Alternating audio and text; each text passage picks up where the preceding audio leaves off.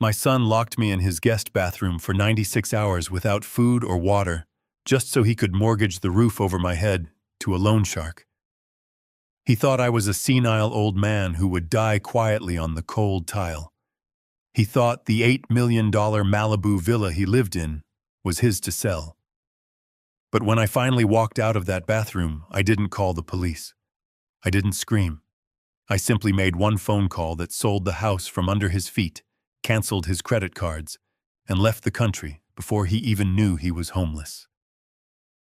My name is Victor Halloway.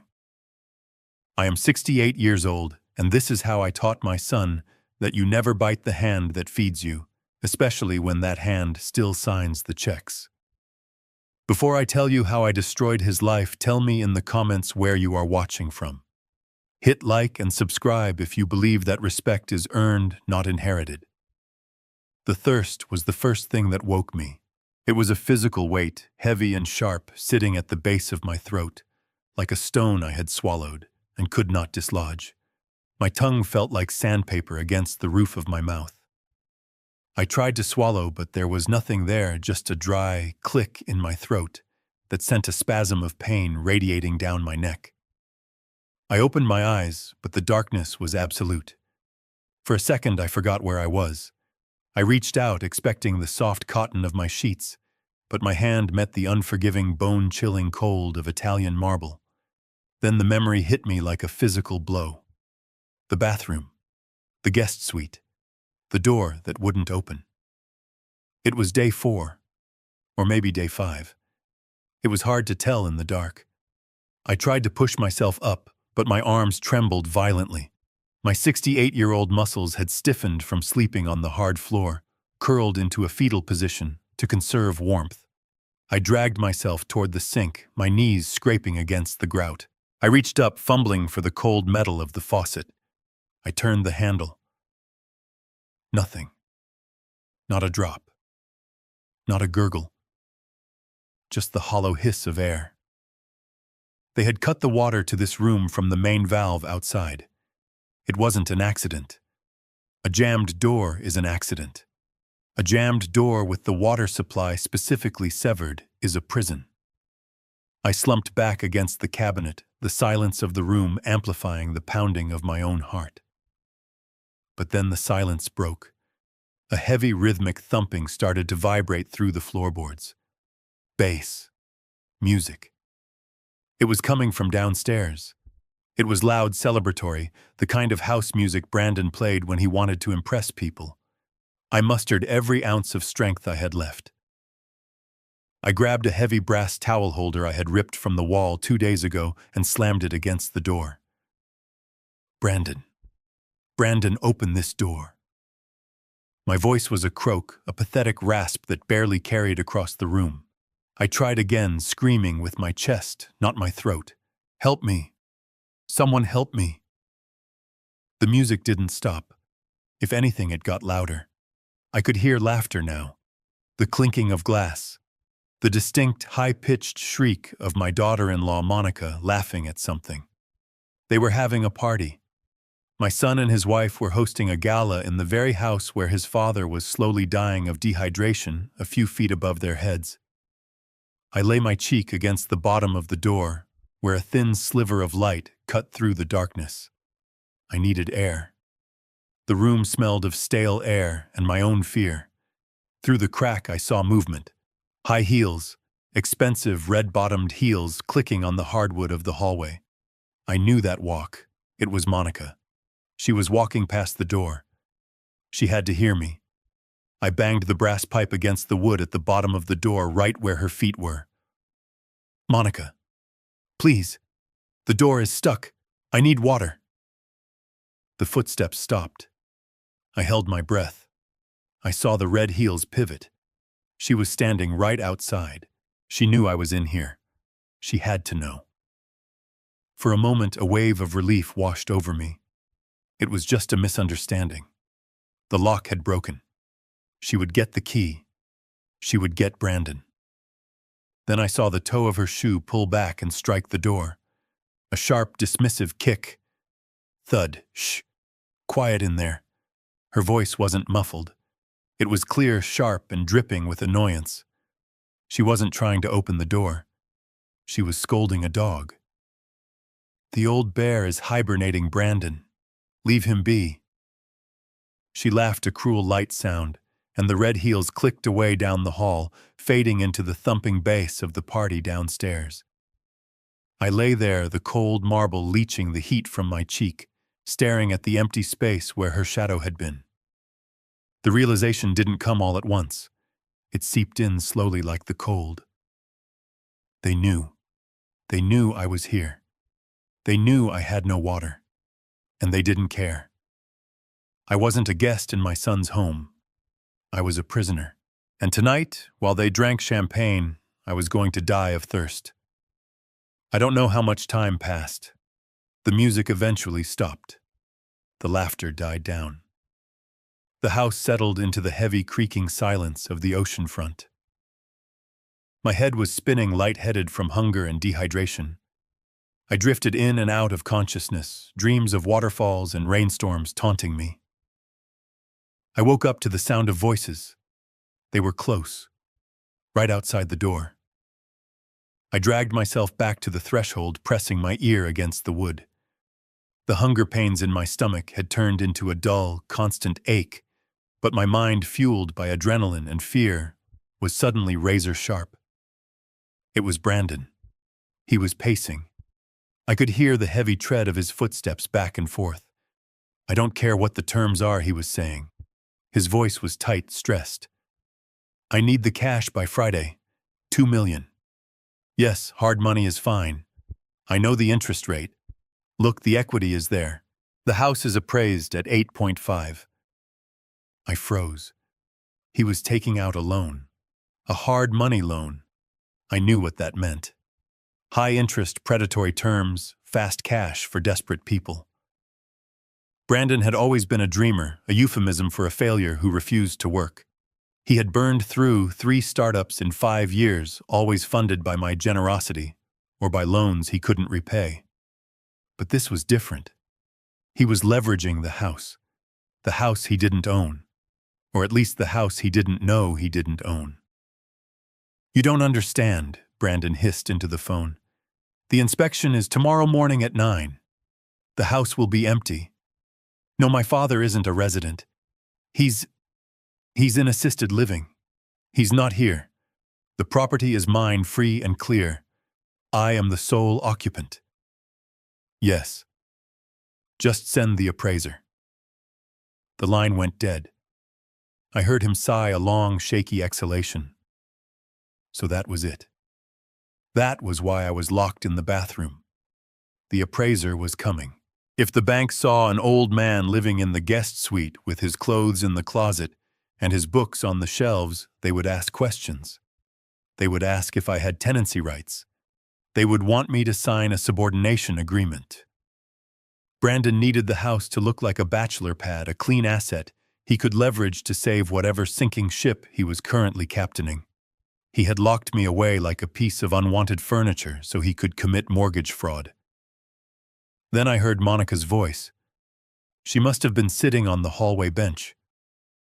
"Did they agree?" "Yes," Brandon replied. "But the interest is 40%, Monica. If this tech deal doesn't go through next month, we lose the house. They'll foreclose in 30 days. "It will go through," Monica said, her voice dismissive. "You always figure it out." "But what about him?" She gestured toward the bathroom door. I could feel her finger pointing at me through the wood. "He's been in there 4 days, Brandon. What if he's—" "You know," dead Brandon asked. The word hung in the air, heavy and cold.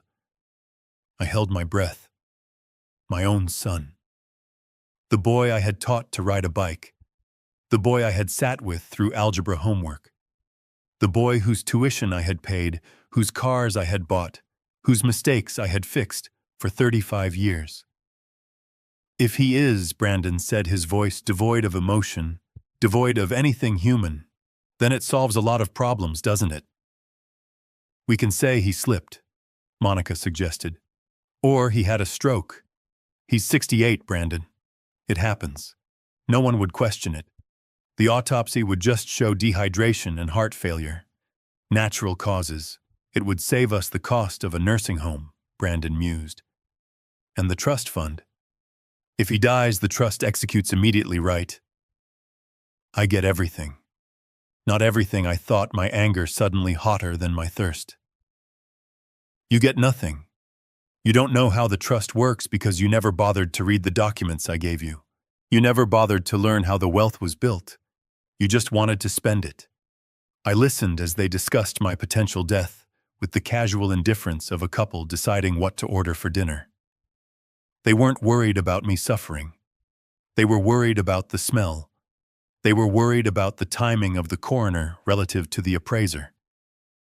We should check on him in the morning, Monica said, yawning. After the appraiser leaves. If he's still kicking, we give him some water and tell him the lock was jammed. We play the heroes. If not, well, we call 911 and cry on cue. Let's go to bed, Brandon said. I'm exhausted. This stress is killing me. The stress was killing him. I almost laughed, a dry, hacking sound in my throat. The footsteps receded. The bedroom door down the hall closed. Silence returned to my prison. I sat in the dark, but I wasn't afraid anymore. The fear had evaporated, burned away by a white-hot clarity. For years, I had made excuses for them. I told myself Brandon was just ambitious, just misunderstood. I told myself Monica was just high maintenance but loved him. I had bought this villa 10 years ago through a shell company, an LLC managed by my firm, and allowed them to live here rent-free because I wanted them to have a good start. I kept the deed in the LLC's name for tax purposes, I told them. But deep down, I think I knew. I think I knew that if I gave Brandon the title, he would lose it. But I had never imagined this. I never imagined he would trade my life for a loan.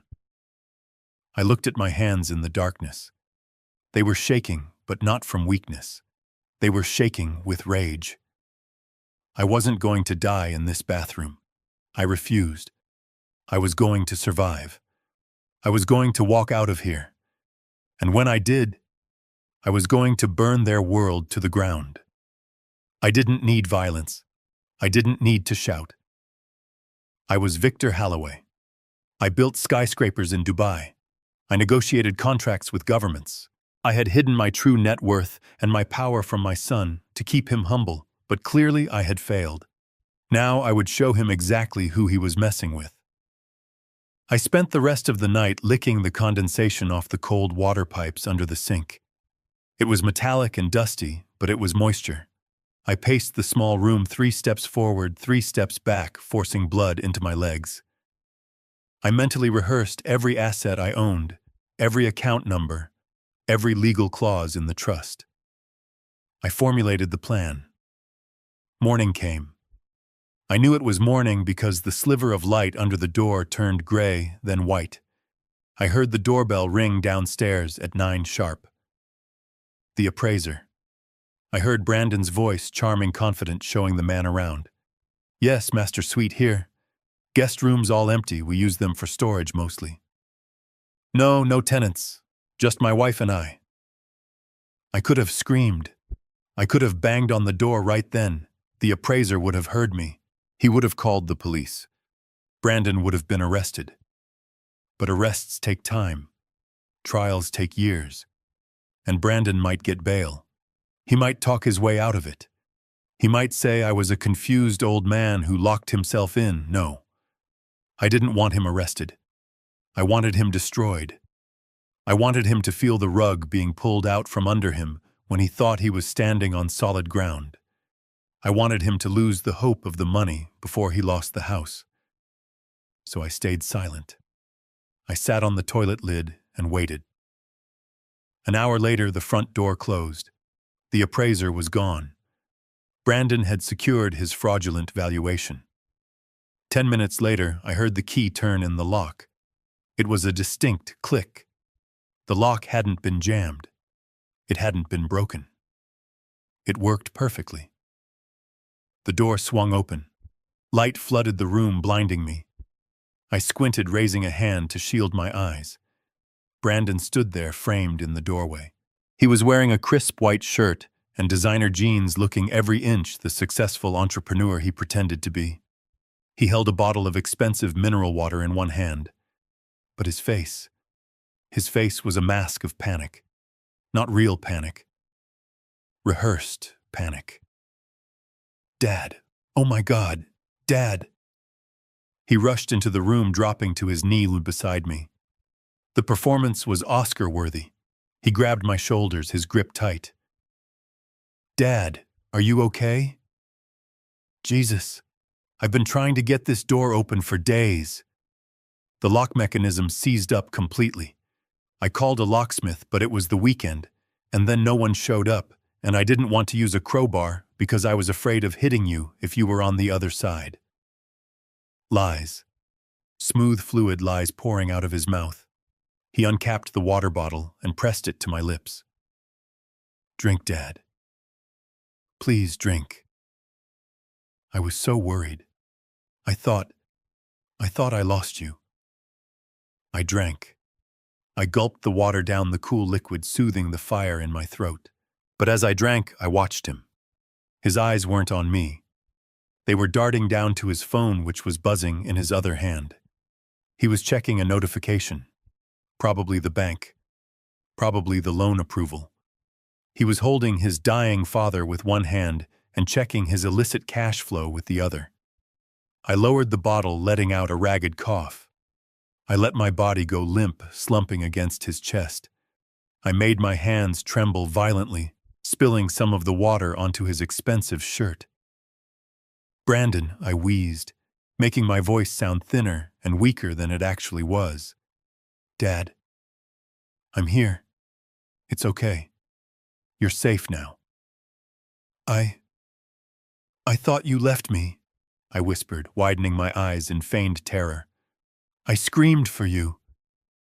"Why didn't you hear me?" He didn't flinch. "I was out, Dad. Monica and we were at the hospital. Her mother, she got sick again. We weren't even here. We just got back and realized the door was stuck." Another lie. I had heard the party. I had heard the music. I had heard Monica's heels outside the door. But I nodded. I let tears well up in my eyes. I clung to his shirt like a frightened child. "Oh, thank God," I sobbed. "Thank God you didn't abandon me. I was so scared, Brandon. I'm so old. I get so confused." I felt his muscles relax. He bought it. He thought I was broken. He thought the dehydration and the trauma had scrambled my brain. He thought I bought his story about the locksmith and the hospital. He thought he had gotten away with it. "Let's get you to bed, Dad," he said, his voice dripping with fake solicitation. "We need to get some food in you. You need to rest." He helped me stand. I leaned my entire weight on him, making him drag me. As we walked out of the bathroom, I saw Monica standing at the top of the stairs. She was wearing a silk robe, holding a cup of coffee. She looked at me with disappointment. She hadn't wanted me to walk out of that room. "Oh, Victor!" she exclaimed, putting a hand to her chest. "You poor thing. Is he okay, babe?" "He's fine," Brandon said, shooting her a look. "Just confused, dehydrated. He needs to sleep." We walked past the master bedroom. On the dresser, I saw the paperwork. The loan documents. They were already filled out, just waiting for the final approval. I shuffled my feet, keeping my head down, playing the part of the feeble, grateful victim. "Thank you, son," I mumbled. "Thank you for saving me." "Don't worry about anything, Dad," Brandon said, guiding me into my bedroom. "I'll take care of everything. I'll handle the bills, the house, everything. You just rest." I lay down on the bed. He pulled the comforter up to my chin. "I'll bring you some soup," he said. He walked to the door. Before he closed it, he looked at me one last time. It wasn't a look of love. It was a look of calculation. He was assessing how much longer I had left. He was doing the math. He closed the door. I waited until I heard his footsteps fade down the hall. I waited until I heard him laughing with Monica downstairs. Then I threw the covers off. I sat up on the edge of the bed.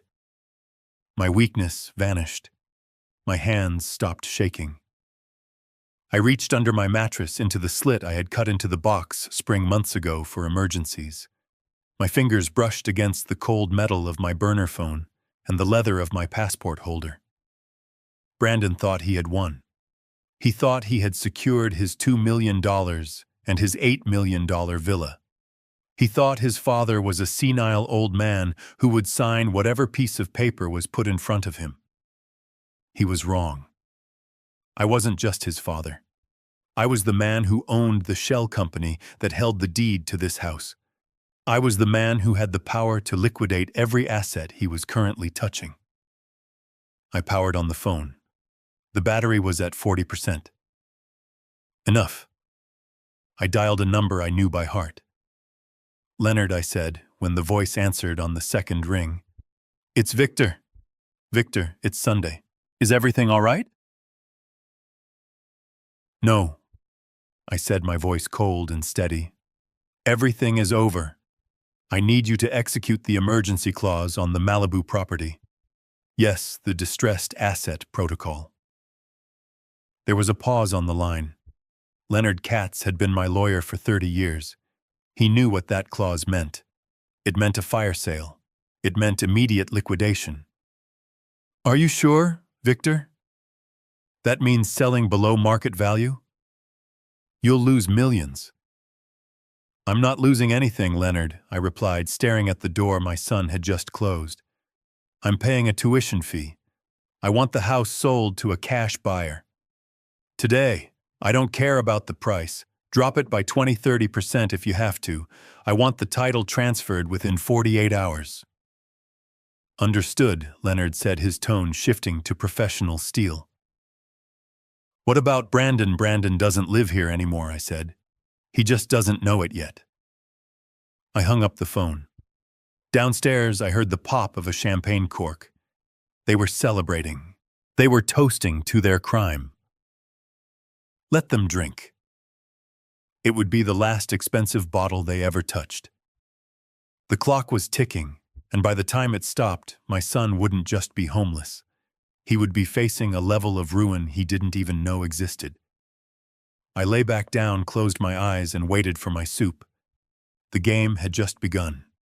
The smell of roasted garlic and rosemary wafted up the stairs, a sensory taunt after 4 days of breathing sewer gas and mildew. Brandon knocked on my bedroom door. It was a soft, rhythmic rap, the kind you use on a child's door when you want to apologize without actually saying the words. "Dinner is ready, Dad," he called out. "We made something special, a welcome-back meal." I stared at the ceiling for a moment, letting the rage settle into a cold, hard pit in my stomach. They weren't cooking for me. They were fattening the calf before the slaughter. I sat up deliberately, engaging my core to make the movement look difficult, shuffling my feet against the hardwood as I walked to the door. I opened it to find Brandon smiling, a fresh shirt, replacing the one I had stained with water earlier. He offered me his arm. I took it, leaning heavily, letting him support a weight I didn't need him to carry. We descended the spiral staircase of the villa I had paid for with the sweat of 30 years in construction sites and boardrooms. The dining room was set for a coronation. Crystal goblets, silver cutlery, and a centerpiece of white lilies that looked like they had been stolen from a funeral home. Monica was placing a tureen of soup on the table. She looked up, her face arranging itself into a mask of exaggerated relief.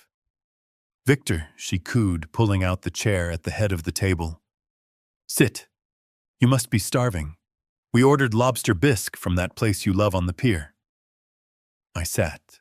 The chair felt like a throne, or perhaps an electric chair. They took their seats on either side of me, flanking me like guards. Brandon poured wine, a heavy dark Cabernet. He filled my glass to the brim, then his, then hers. His hand was steady, but I saw a bead of sweat trickle down his temple. The clock was ticking for him. The hard money loan needed to close. The appraiser had come and gone, but the paperwork wasn't finished. He needed one more thing. To family, Brandon said, raising his glass. To having you back, Dad. We were terrifyingly close to losing you. I raised my glass, my hand trembling just enough to make the wine slosh against the sides. To family, I whispered. We drank. The wine was good. Expensive. Probably bought with one of the emergency credit cards I paid off every month. I took a spoonful of the bisque. It was rich, creamy, and hot. My stomach clenched, not used to food, but I forced it down. I needed the energy. So Dad Brandon started setting his glass down a little too hard. We need to talk about what happened. About the bathroom. I kept eating, keeping my eyes on the bowl. What about it? I mumbled. It's concerning. Monica interjected, leaning forward. Her perfume was cloying a floral assault. You locking yourself in like that. Forgetting how to open the door. Not calling out for days. It's not normal behavior, Victor. I didn't lock myself in, I said, letting a note of confusion enter my voice. The door, it just stuck. The lock was fine, Dad, Brandon said gently, his voice dripping with gaslighting. I checked it myself. It wasn't locked. You couldn't figure it out. And that's okay. It happens. Age happens to all of us. But we can't ignore it. I looked up at him. His eyes were wide, pleading, projecting a concern that was entirely manufactured.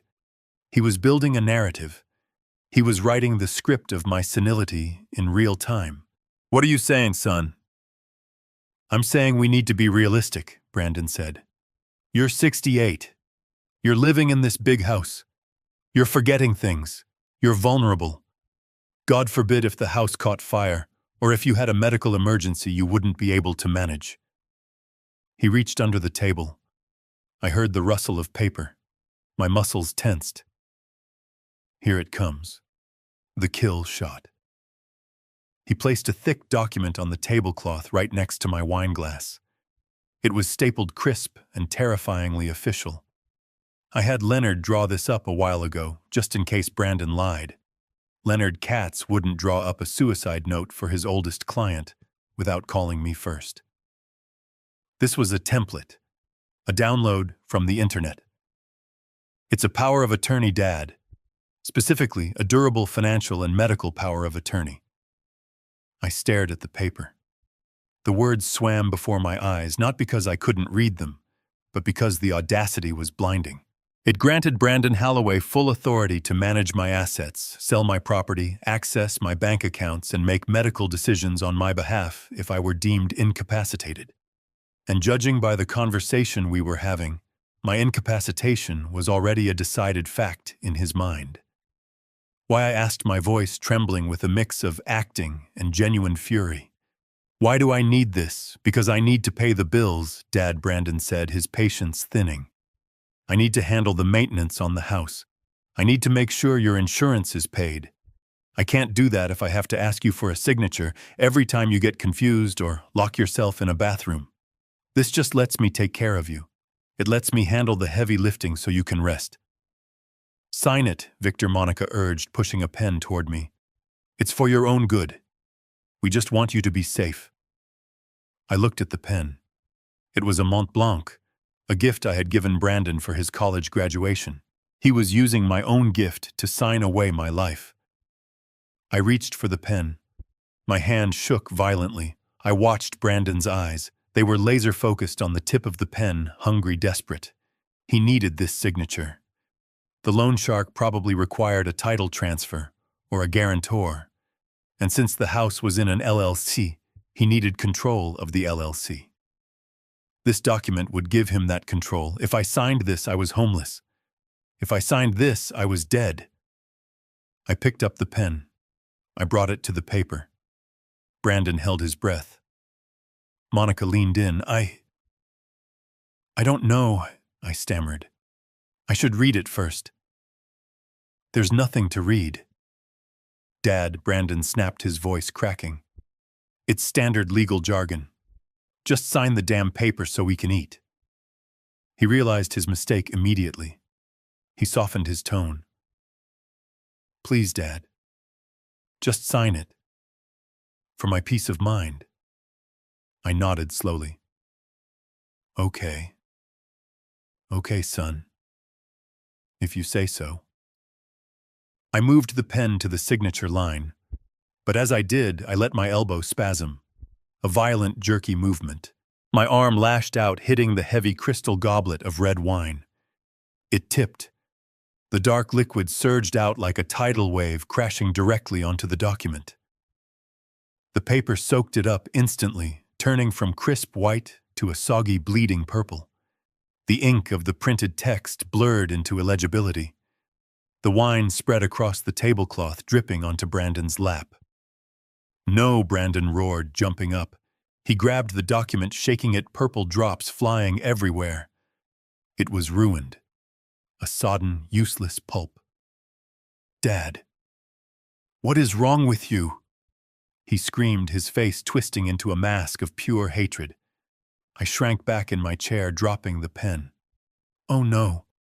Oh, I'm so sorry. I'm so clumsy. My hand, it just jumped." Monica was dabbing at the table with a napkin, shooting daggers at me with her eyes. "You ruined it," she hissed. "You ruined the whole document." Brandon threw the soggy paper onto the floor. He looked like he wanted to hit me. He looked like he wanted to finish the job the bathroom hadn't. He ran a hand through his hair, breathing hard. He was calculating. It was Sunday night. No lawyers were open. He couldn't get another draft printed and notarized until tomorrow morning. But the loan shark was expecting the paperwork first thing. "I'm sorry, Brandon," I whined, playing the pathetic old man to the hilt. "I'm just so shaky. I'm so sorry." "It's fine." Brandon choked out, his voice tight with suppressed violence. "It's fine. We'll do it tomorrow. I'll print another one in the morning. We'll go to the notary together." I nodded eagerly. "Yes, tomorrow. I'll sign it tomorrow, when I've had some sleep. I'm just so tired right now." "Go to bed," Brandon said, not looking at me. "Just go to bed, Dad." I stood up, using the table for support. I looked at the mess I had made. The wine looked like blood on the white cloth. A foreshadowing. "Good night, son," I said. "Thank you for the soup." I shuffled out of the room. I felt their eyes boring into my back. They hated me. They despised my weakness, my age, my existence. They thought they had lost a day, a minor inconvenience. They didn't realize they had just lost everything. I climbed the stairs, my heart hammering a rhythm of war. Tomorrow. He wanted to go to the notary tomorrow. He wouldn't get the chance. By the time the sun rose, I would be gone, and the avalanche I was about to trigger would be unstoppable. I went into my room and locked the door. Not because I was afraid of being locked in again, but because I needed privacy for what came next. I pulled my burner phone from under the mattress. It was time to make the call that would turn their villa into a tomb. I had bought myself 12 hours. I only needed one. The soup was cold in my stomach, but the taste of victory was already sweet on my tongue. The sun was blinding when I stepped out the front door, a stark contrast to the 4 days of darkness I had just survived. I shuffled my feet, leaning heavily on a cane I had dug out of the closet, a prop from a knee surgery 5 years ago that I no longer needed. Brandon was in the kitchen, furiously typing on his laptop, his phone pressed between his ear and shoulder. He barely looked up when I told him I needed fresh air. He just waved a hand, dismissive, distracted by the frantic reconstruction of the document I had ruined with red wine the night before. He told me to stay in the driveway, to not wander off. I nodded my head, bobbing with the exaggerated tremors of the elderly, and closed the door behind me. I walked down the long paved driveway of the villa, the gravel crunching under my orthopedic shoes. I stopped at the mailbox, pretending to catch my breath, checking to see if he was watching from the window. He wasn't. He was too busy trying to figure out how to mortgage a property he didn't own to pay off a debt he couldn't afford. The moment I turned the corner out of sight of the house, the cane lifted off the ground. My back straightened. The shuffle disappeared, replaced by the long, purposeful strides of a man who had walked construction sites in steel-toed boots for 40 years. I checked my watch. 9:15. Leonard was never late. 2 blocks away, parked in the shadow of a large oak tree near the community park, was a black sedan. Tinted windows. Nondescript. It was the kind of car that whispered power without shouting money. I opened the back door and slid into the cool leather interior. Leonard Katz sat in the front seat, turning to face me. He looked older than the last time I saw him, the lines around his eyes deeper, but his gaze was as sharp as a razor. He took in my appearance, the slightly gaunt cheeks, the dark circles under my eyes, the way my hands were clenched into fists on my knees. He didn't ask if I was okay. He knew better. He knew that if I was calling a meeting like this, things were far beyond okay. "You look like hell, Victor," Leonard said, his voice a low rumble. "I feel like I just woke up from a coma," I replied, my voice devoid of the tremor I used with my son. "Drive. Just drive around the block. I don't want to be stationary." The car pulled away from the curb, gliding silently through the streets of Malibu. We passed mansions with manicured lawns, the kind of places owned by tech moguls and movie stars, the kind of place my son thought he owned. So Leonard said, watching me in the rearview mirror, "You want to trigger the distress clause on the Malibu property. Talk to me. What did Brandon do? Did he miss a rent payment? Did he throw a party that got the cops called? He tried to kill me, Leonard." The car didn't swerve, but I felt the tension snap into the air like a rubber band. Leonard slowed down, pulling the car to a crawl. "Explain," he said. I told him. I told him about the bathroom, the 4 days without water, the conversation through the door, the loan shark, the appraiser, the plan to let me die or declare me incompetent so he could leverage the equity. I told him about the soup and the power of attorney document I had destroyed. I spoke calmly, methodically, listing the facts as if I were outlining a structural failure in a building blueprint. But with every word, I felt the cold fury rising again, a tide of ice in my veins. When I finished, the silence in the car was heavy, suffocating. Leonard, a man who had practiced law for 40 years and heard every kind of human depravity, looked pale. He gripped the steering wheel until his knuckles turned white. "Jesus, Victor," he whispered. "He's your son." "He's a stranger," I corrected. "A stranger who thinks I'm a resource to be mined. And he's about to find out that the mine has collapsed." Leonard took a breath, composing himself. He switched back into lawyer mode, the professional armor sliding into place. "Okay, so he needs the power of attorney because the title isn't in his name. It's in the LLC." "Correct," I said. This was the secret. The weapon I had kept buried for 10 years. The weapon Brandon was too lazy and too arrogant to uncover.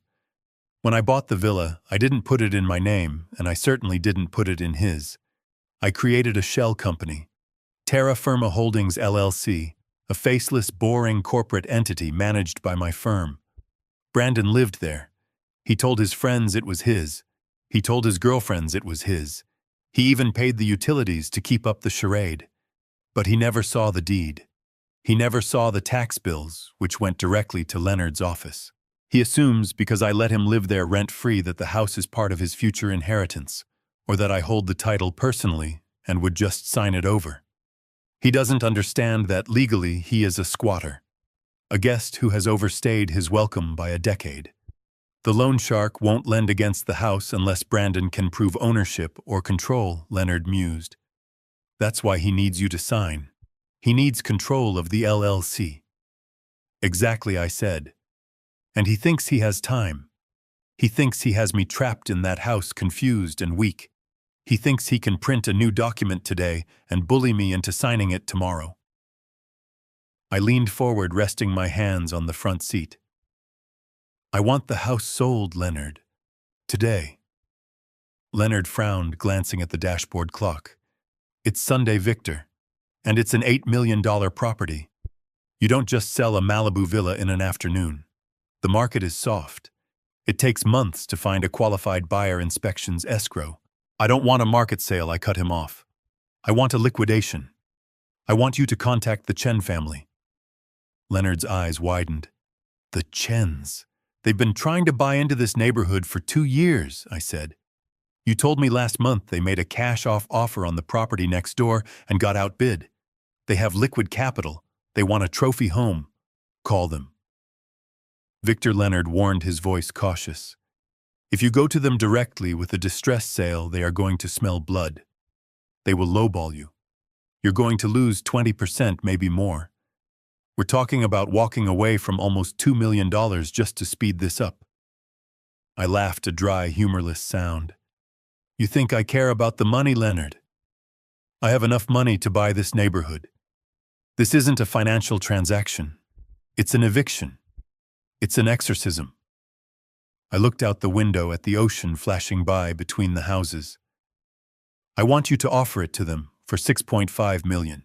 Cash, as is. No inspections, no contingencies. But the closing has to happen in 48 hours. The title transfer happens immediately. Leonard let out a low whistle. 6.5. They'd be idiots to say no. They'll wire the funds before lunch. That's the point, I said. I want the ink dry before Brandon even knows the house is on the market. I want the new owners walking through the front door while he's still trying to figure out how to forge my signature. But Victor Leonard pressed, playing the devil's advocate as a good lawyer should. The house is full of his things, his furniture, his life. The contract usually gives 30 days for possession. No possession clause, I said firmly. Immediate occupancy. The Chens can have the furniture. They can have the art. They can have the clothes in the closet for all I care. I want the contract to state that the property is sold, contents included. Brandon leaves with what he can carry. Leonard stayed silent for a long moment, processing the brutality of the move. It was nuclear. It was total war. It was the kind of maneuver we used against hostile corporate takeovers, not against family. Are you sure? Leonard asked softly. Once I make this call, Victor, it's done. The Chens don't play games. If we sign, the house is theirs. Brandon will be on the street. And if he really owes money to loan sharks, this could get dangerous for him. I thought about the bathroom again. I thought about the darkness. I thought about the sound of Monica's heels clicking past the door while I begged for water. I thought about them discussing my death as a convenience. They hadn't cared if it got dangerous for me. They had manufactured the danger. He's a grown man, I said, my voice cold as the marble floor I had slept on. He made his choices. He chose to gamble. He chose to steal. He chose to treat his father like a disposable asset. Now he can deal with the creditors himself. Maybe it will teach him the value of $1. Or maybe it won't. But it's not my problem anymore. I pulled a folded piece of paper from my pocket. It was a list of account numbers. After the sale, I continued, I want you to take the proceeds, combine them with my personal liquid assets, and transfer everything to the Cayman Trust we set up last year. Then I want you to book me a flight. Where are you going? Italy, I said. Tuscany. I haven't been there since Martha died. I want to sit in a vineyard and drink wine that doesn't taste like betrayal. Leonard nodded slowly. He pulled the car over to the curb a few streets away from the villa. He took out his phone. I'll call the Chen's attorney now, he said. They're usually up early. If they agree to the terms, I can have the digital contracts ready for you to sign by noon. Where will you be? I have to go back, I said. I have to play the part for one more day. Brandon is planning a party for tonight. A product launch, he calls it. He's invited investors. He's invited the elite. He thinks he's going to use the house to dazzle them into giving him money. A party? Leonard asked, incredulous. He locked you in a bathroom for 4 days and now he's throwing a party. He thinks I'm resting in my room, I said. He thinks I'm broken. He told me to stay out of sight tonight, to stay in the maid's quarters so I don't embarrass him. I opened the car door, the fresh sea air hitting my face. I'll sign the papers electronically from my room, I said. Get it done, Leonard. And hire security, private security. When the Chens take possession, I want a team there to ensure the transition is smooth. I don't want Brandon to have the chance to damage the property when he realizes what's happening. I will, Leonard said. Victor, be careful. If he finds out what you're doing before the deal closes. He won't, I said. He's too busy counting money he doesn't have. I stepped out of the car and began the transformation again. I hunched my shoulders. I let my hands tremble. I picked up the cane. The powerful architect vanished, replaced by the frail, confused victim. I shuffled back toward the house, toward the prison that was about to become a stage. The deal was in motion. The clock was ticking. Brandon had his party tonight. He wanted to show off his empire. I was going to make sure he had an audience for his execution. I shuffled back into the house through the side door, the heavy oak panel closing behind me with a soft click that felt like the locking of a vault. The silence of the morning had been replaced by a chaotic symphony of excess. The Villa My Villa was being transformed. A team of caterers in black uniforms scurried through the hallway carrying trays of crystal and silver. A florist was constructing an archway of white orchids that must have cost $5,000 alone. In the living room, technicians were installing a lighting rig that looked suitable for a rock concert, drilling into the hand-plastered ceiling I had commissioned 10 years ago. I stood in the shadows of the hallway, leaning on my cane, watching the destruction of my sanctuary. They weren't just decorating. They were staging a performance. Brandon was in the center of the storm, barking orders into a headset while pointing aggressively at a team of movers who were rearranging the furniture. He looked manic. His eyes were wide, his movements jerky. It was the energy of a gambler who had put his last chip on the table and was trying to will the roulette ball into the right slot. No, the ice sculpture goes by the pool, he shouted, his voice cracking. And where is the branding? I want the logo projected on the waterfall. Make it bigger. I want them to see it from the highway. The logo, Project Infinity, a company that existed only on a glossy website and in Brandon's delusions. It was supposed to be a revolutionary AI platform. I knew for a fact it was a shell, a few lines of stolen code wrapped in buzzwords and venture capital fraud. He was throwing this party to raise $5 million. He was using my house as the bait to hook whales, hoping their greed would blind them to the fact that he had nothing to sell but smoke. I walked slowly into the room. Brandon spun around, his face tightening when he saw me. He tapped his headset, muting the call. Dad, he hissed, rushing over to me. What are you doing walking around? Look at this place. It's a madhouse. You could get hurt. He didn't care if I got hurt. He cared that I looked like a ghost. I was wearing the same stained clothes from yesterday. I hadn't shaved. I looked exactly like what I was portraying, a confused, neglected old man. A blemish on his perfect image. I wanted to see, I mumbled, gesturing vaguely at the lights. It's so bright, Brandon. What's happening? It's the launch, Dad, he said, his voice tight with impatient condescension. I told you. Tonight is the night. The investors are coming. The press is coming. This is it. This is the night everything changes. He gripped my arm, his fingers digging into the loose skin. Listen to me, Dad. This is vital. Tonight has to be perfect. These people, they judge everything. They judge the house, the food, the atmosphere. They need to see success. They need to see power. He looked me up and down, his lip curling in distaste. They can't see you.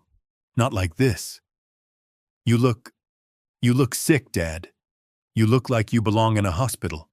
If they see you wandering around drooling and shaking, they'll think I can't even manage my own family.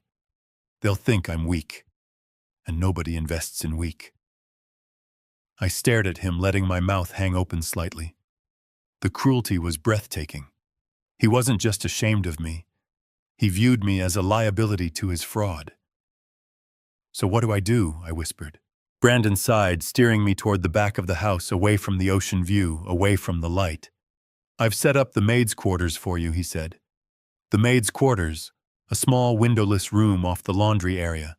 It had a twin bed and a small television. It was where the cleaning staff took breaks. It was the only room in the 8,000-square-foot house that didn't have a view of the Pacific. "It's comfortable," he insisted, pushing me along.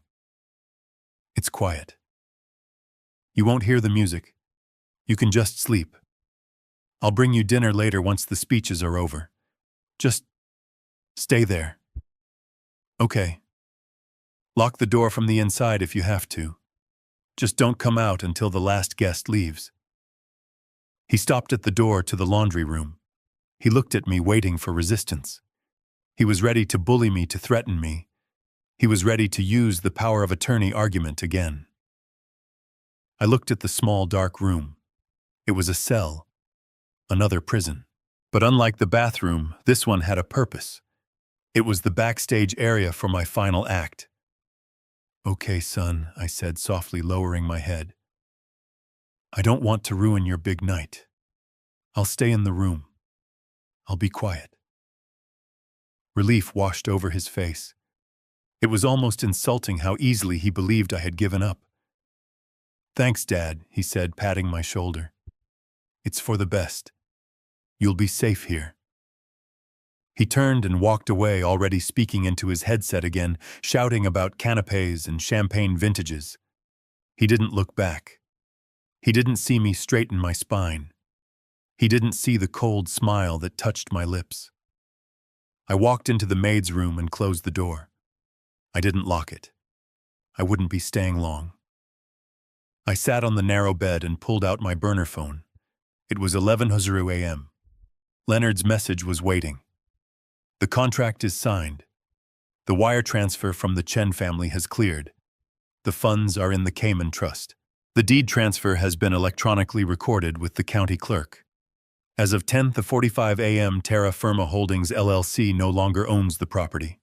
The new owners, Mr. and Mrs. Chen, have been notified that the property is ready for immediate possession. Their security team is en route." I let out a breath I didn't know I had been holding. It was done. The house didn't belong to me anymore, and it certainly didn't belong to Brandon. He was currently spending thousands of dollars decorating a stranger's living room. He was setting up a stage on land he was trespassing on. I sent a text back to Leonard. "Is everything in place for tonight?" The reply came instantly. "Yes. The Chens will arrive at 8:30 p.m. My team will be with them." "Victor, are you sure you want to be there? It's going to be volatile." I typed my response slowly. I wouldn't miss it for the world.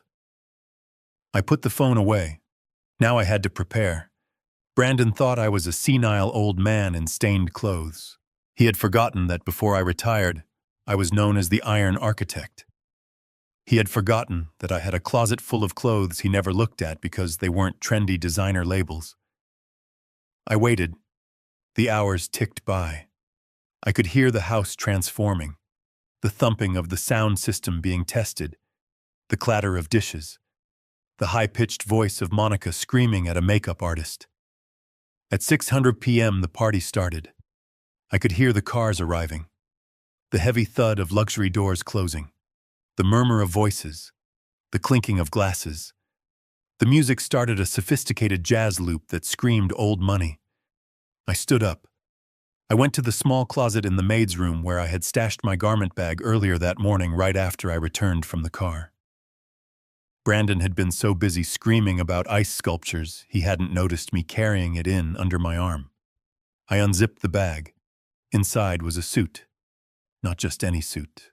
It was a bespoke charcoal gray three-piece from Savile Row, cut to fit me perfectly. It was the suit I had worn to ring the bell at the stock exchange when my company went public 20 years ago. It was the armor of a man who built empires. I stripped off the stained t-shirt and the baggy sweatpants. I washed my face in the small sink, scrubbing away the grime and the acting. I shaved with the razor I had packed, revealing the sharp jawline that age hadn't softened. I combed my silver hair back. I put on the crisp white shirt, the silk tie, the vest, the jacket. I fastened the gold cufflinks my wife had given me on our 30th anniversary. I looked in the small, cracked mirror on the wall. The old man was gone. The victim was gone.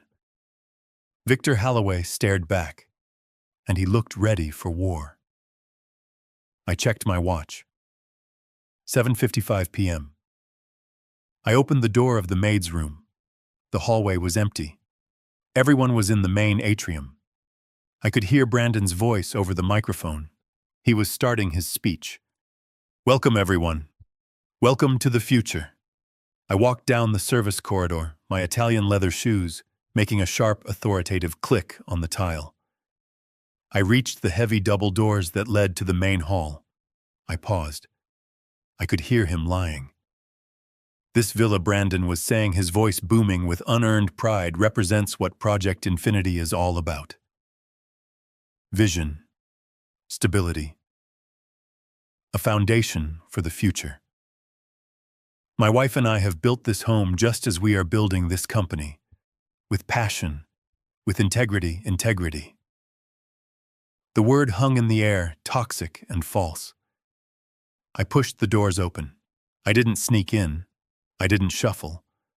I walked out onto the landing of the grand staircase directly above the crowd. The room was packed. 200 people in black tie and evening gowns holding champagne flutes.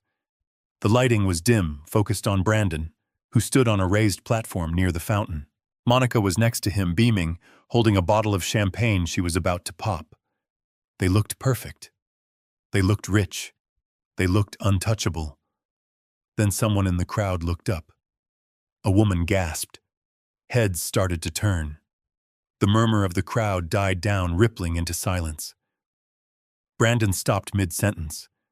He followed the gaze of the room. He looked up. He saw me.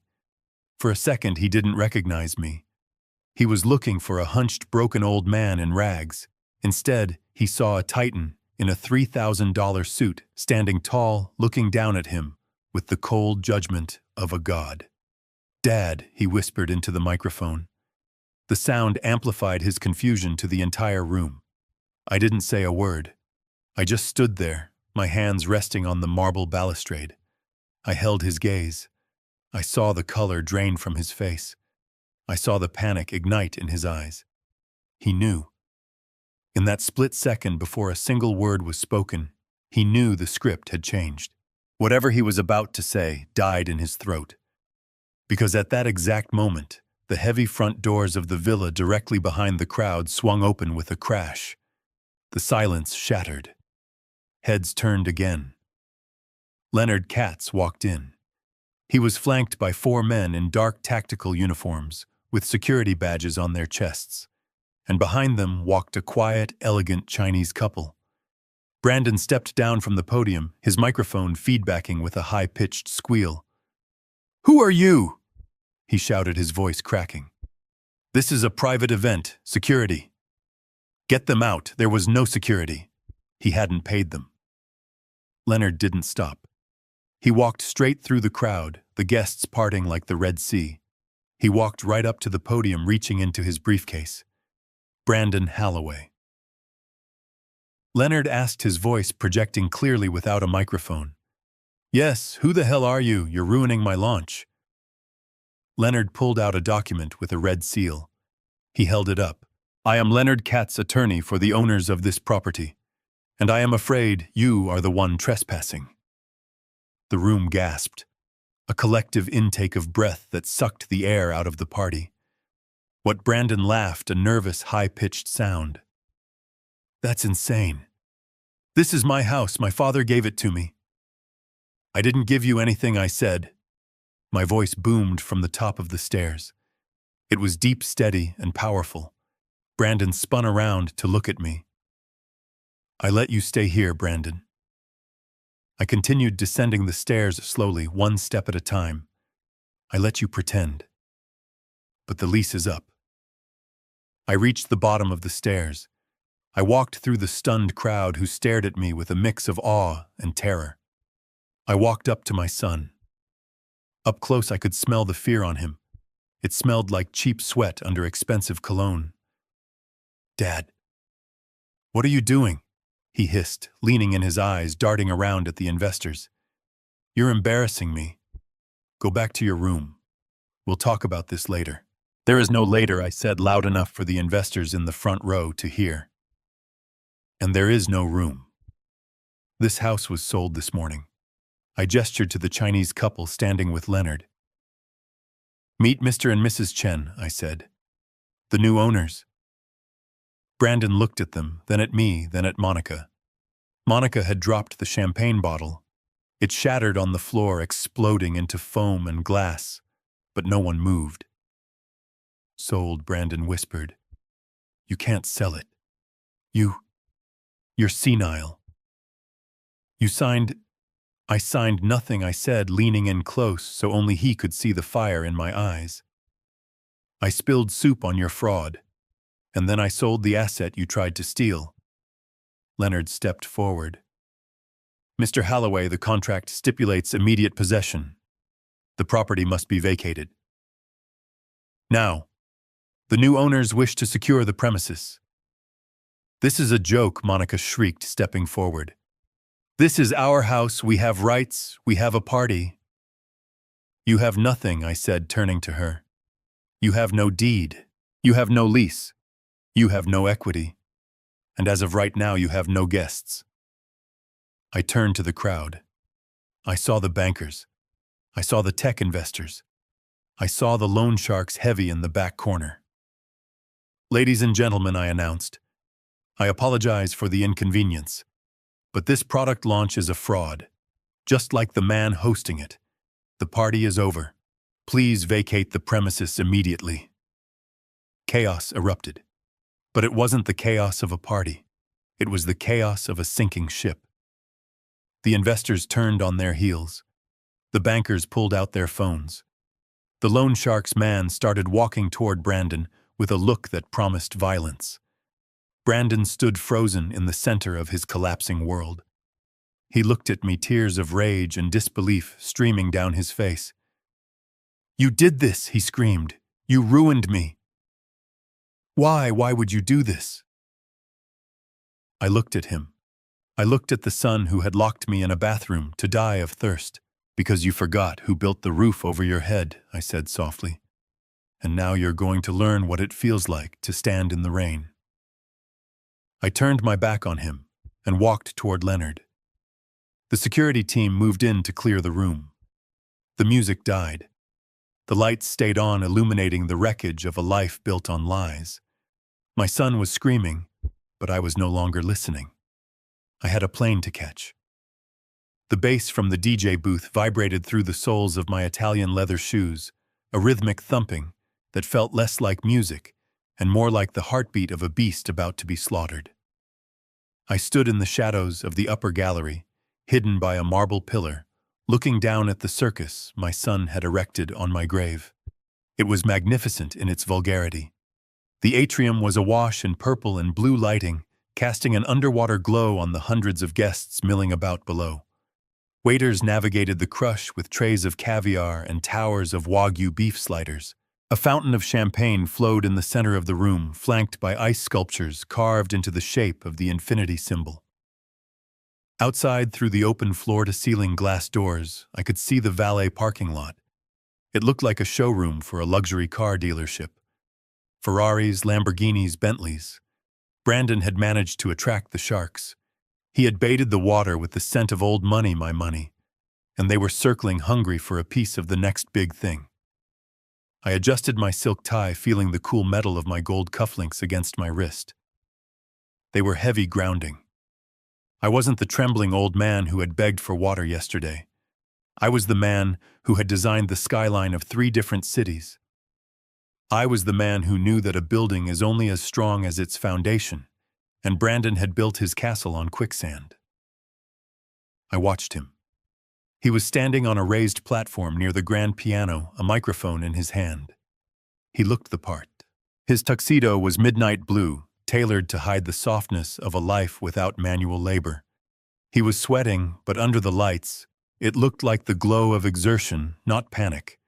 He was in his element, selling a dream that didn't exist to people who had too much money and not enough sense. Ladies and gentlemen, Brandon's voice boomed through the high-end speakers, cutting through the murmur of the crowd. Thank you all for coming tonight. Look around you. This isn't just a house. This isn't just a view. This is a testament to what is possible when you refuse to compromise.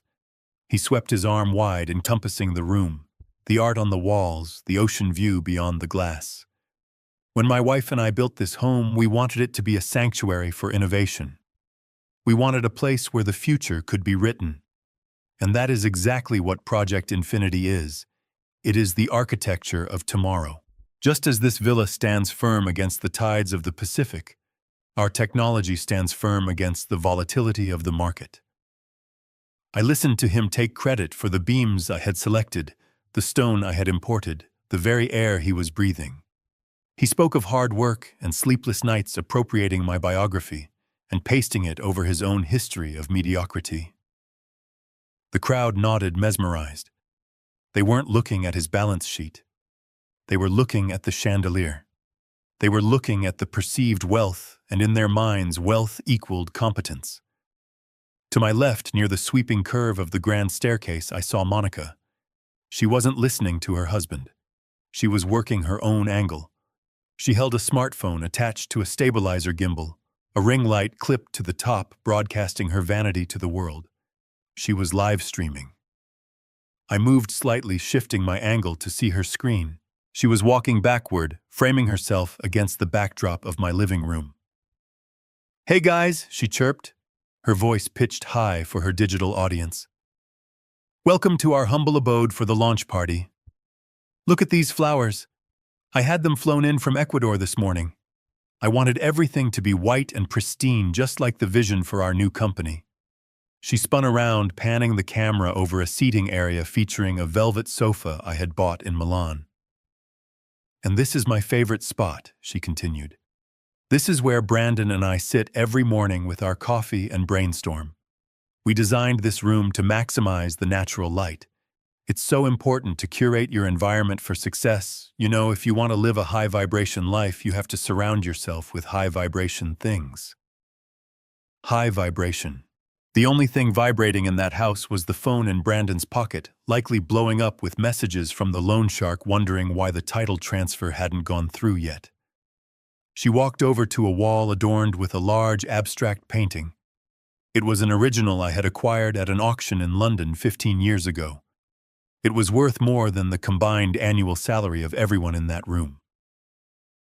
"This piece," Monica said, touching the canvas with her manicured nails, leaving a smudge of oil from her skin on the priceless pigment. "We picked this up on our last trip to Europe. It just spoke to us. It represents the chaos of creation. It's so personal to us. It was personal, but not to them." It was the painting Martha and I had bought to celebrate our 20th anniversary. It was the last big purchase we made before she got sick.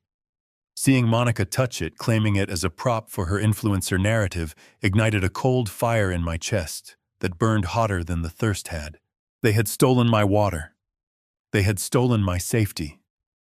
Now they were stealing my history. Enough. The word didn't leave my lips, but it rang in my head like a gavel strike. It was time. I stepped out from behind the pillar. I didn't rush. Men of power do not rush.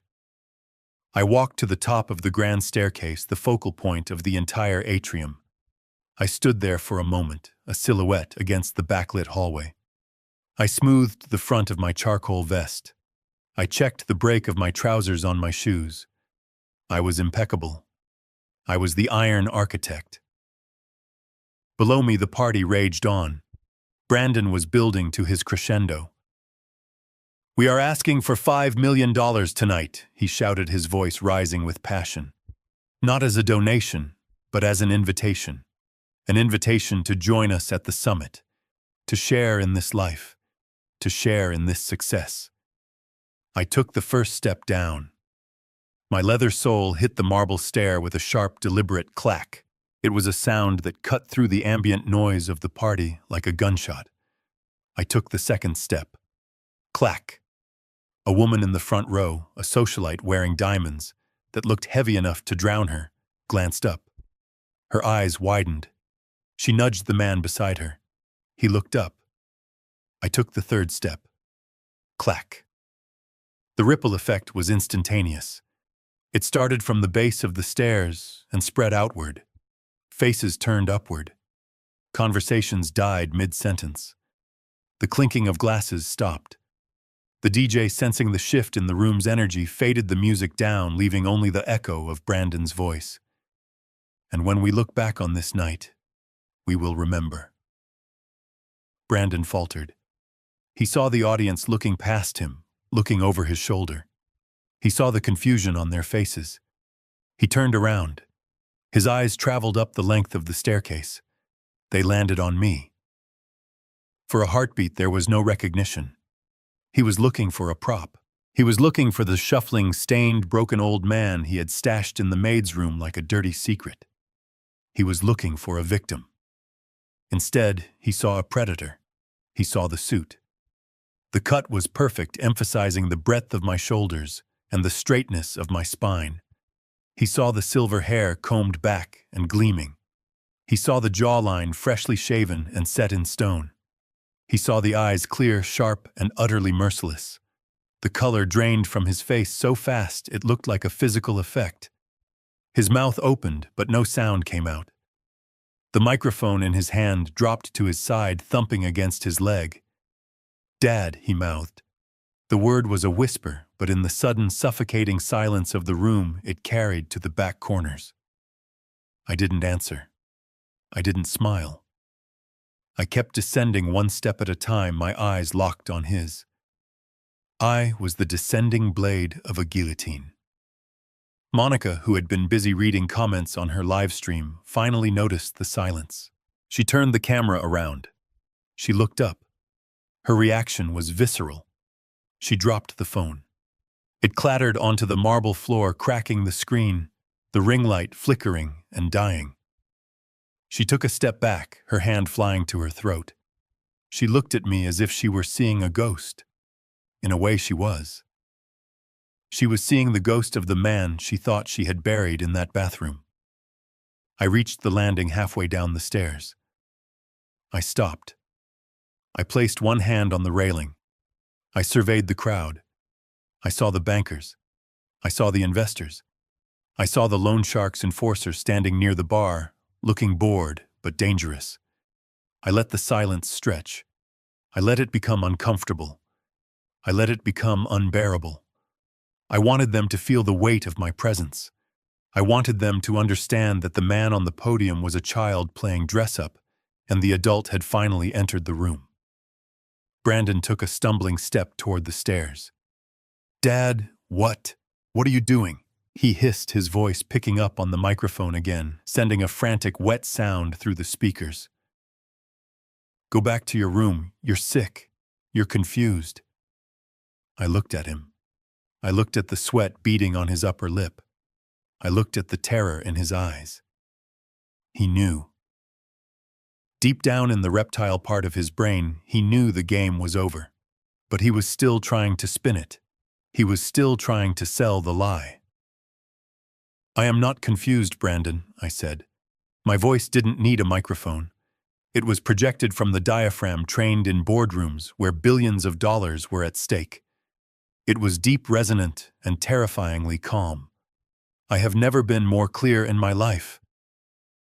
The crowd gasped, a collective intake of breath.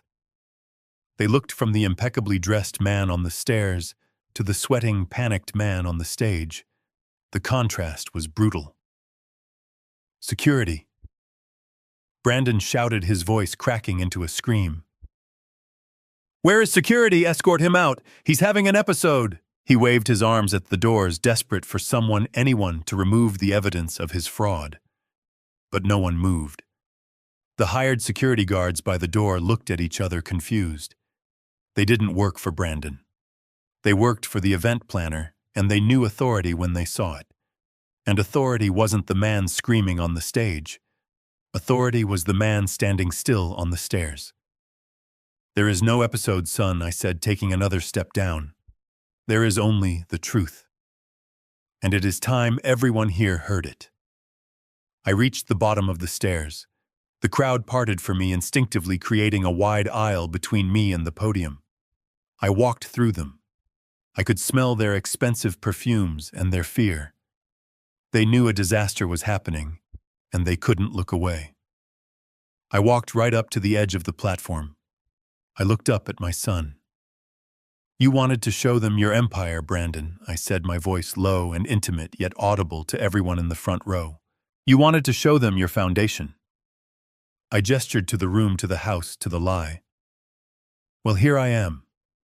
I am the foundation, and I am crumbling. Brandon began to shake. He looked at Monica for help, but she was frozen, staring at the cracked screen of her phone on the floor. He looked at the investors. They were staring at me. Dad, please, he whispered, tears of panic welling in his eyes.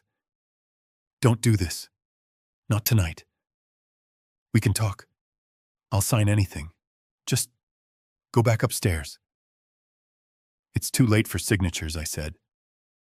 And then the heavy double doors at the main entrance swung open with a boom that shook the glass in the windows.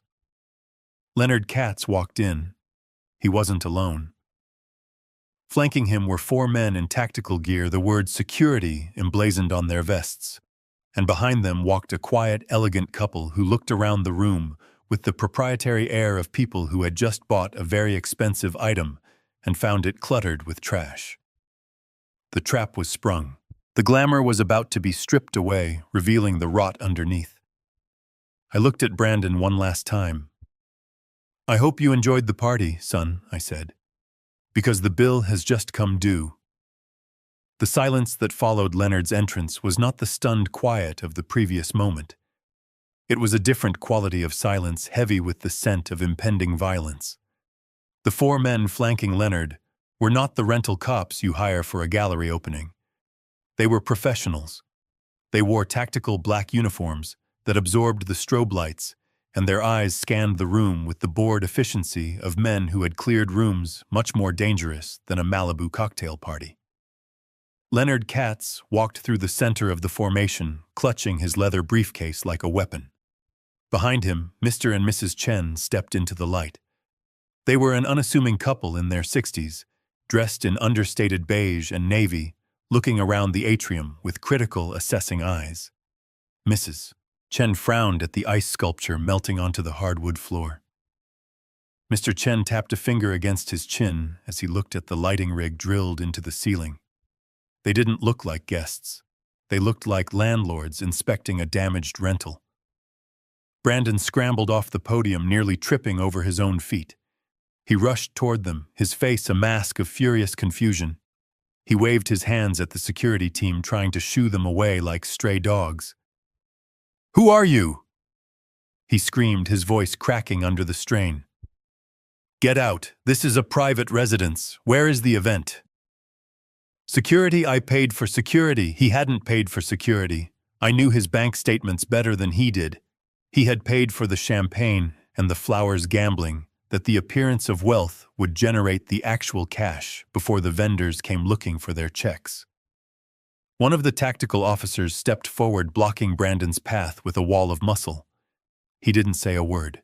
He just stood there, his hand resting casually near his belt. Brandon stopped short, bouncing off the invisible barrier of authority. Leonard stepped around the guard. He adjusted his glasses, looking at Brandon with a mixture of pity and professional detachment. "Mr. Halloway." Leonard said, his voice calm but carrying to the back of the room. "I believe there is a misunderstanding. This is indeed a private residence. However, it is no longer yours." What are you talking about? Brandon spat sweat flying from his forehead. Of course it's mine. My father gave it to me. He's right there, ask him. He pointed a shaking finger at me. I stood motionless on the stairs, watching the scene unfold like a Greek tragedy I had directed. Leonard didn't look at me. He opened his briefcase and pulled out a sheaf of documents bound in a blue legal folder. He held them up, turning them so the light caught the embossed seal of the county recorder. This is a confirmed deed transfer, time-stamped 45 minutes ago, Leonard announced.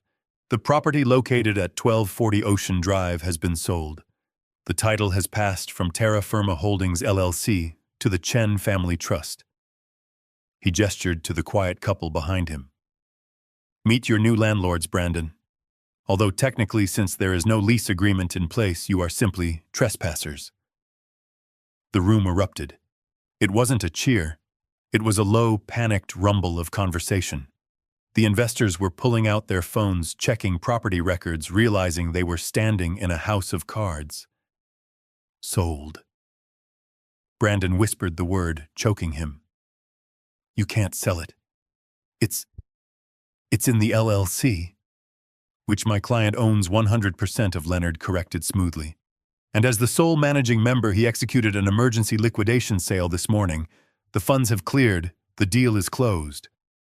Brandon spun around to look at me. His eyes were wide-rimmed with red, filled with a betrayal that was almost comical given what he had done to me. You sold my house, he screamed. You sold my house while I was throwing a party. I walked down the final 3 steps. I approached him slowly. The crowd parted further, giving us a wide berth. The air conditioning hummed, but the room felt suffocatingly hot. It was never your house, Brandon, I said, my voice steady. It was an investment. And it was a failing investment. So I liquidated it. But the launch, he wailed, gesturing at the banners, the screens, the expensive lies he had pasted over the walls. I need this house. I need the equity. The loan was approved. The loan, I said, cutting him off, was fraudulent. You attempted to mortgage a property you didn't own using a power of attorney. You forced a distressed man to sign. I believe that is called attempted grand larceny. I looked past him toward the back of the room near the bar. The large man in the ill-fitting suit, the loan shark's enforcer, was putting his drink down. He was watching Brandon with a look that was no longer bored. It was calculating. He was realizing the collateral for his boss's $2 million had just evaporated. Brandon followed my gaze. He saw the man. He paled, his skin turning the color of old ash. Leonard stepped forward again, checking his watch. Mr. Halloway. Mrs. Halloway, he said, addressing Monica, who was still frozen by the fountain. The terms of the sale were very specific. The property was sold vacant and free of occupants. That means the new owners require immediate possession. Possession, Monica squeaked. But we live here. All our stuff is here. My clothes, my studio. Leonard shook his head. The contract specified that the property was sold as is with all contents included. He paused, letting the words sink in. That means the furniture, the art, the electronics, and yes, the clothes in the closets, now belong to Mr. and Mrs. Chen. You are to leave the premises immediately. You may take only what is on your person. No, Monica shrieked, the sound tearing through the room. You can't do that. My purses, my jewelry is upstairs. Your jewelry, I interrupted, purchased with the credit cards I have been paying off for 5 years, is now the property of the estate. Consider it a partial repayment for the fraud. Mr. Chen stepped forward. He spoke for the first time. His voice was heavily accented, but crystal clear. I want them out, he said to Leonard. Now. I want to change the locks. This party, it is dirty. Too many people. Leonard nodded to the security team. You heard the owner, Leonard said. Clear the room. The security guards moved. They didn't run. They flowed into the crowd with practiced efficiency. "Ladies and gentlemen," the lead guard announced, his voice booming. "This is private property. You are trespassing. Please exit through the front doors immediately. The police have been notified and are en route to assist with the eviction." The mention of police was the final straw. The crowd broke. The socialites, the bankers, the tech bros, they all scrambled for the door. No one wanted to be associated with a police raid. No one wanted their name in the paper next to a fraud investigation. They dropped their champagne flutes on the tables. They abandoned their half-eaten appetizers. They pushed past Brandon, as if he were invisible. "Wait," Brandon shouted, grabbing the arm of a venture capitalist he had been courting for months. "Jerry, wait. It's a misunderstanding. My dad is... He's having a breakdown. The paperwork is a mess. I can fix it." Jerry shook him off with a look of pure disgust. "Don't touch me, kid," the investor snarled. "You don't own the house. You don't own the IP. You wasted my night. Lose my number." Brandon stood there, his hand still reaching out, grasping at air. The room was emptying fast. The caterers were abandoning their stations, fleeing out the back kitchen entrance. The DJ had already cut the power and was packing his laptop. Monica ran to me. She grabbed the lapels of my jacket. Her eyes were wild, her makeup smearing. "Victor, please," she begged. "You can't let them take my things. My grandmother's ring is in the safe upstairs."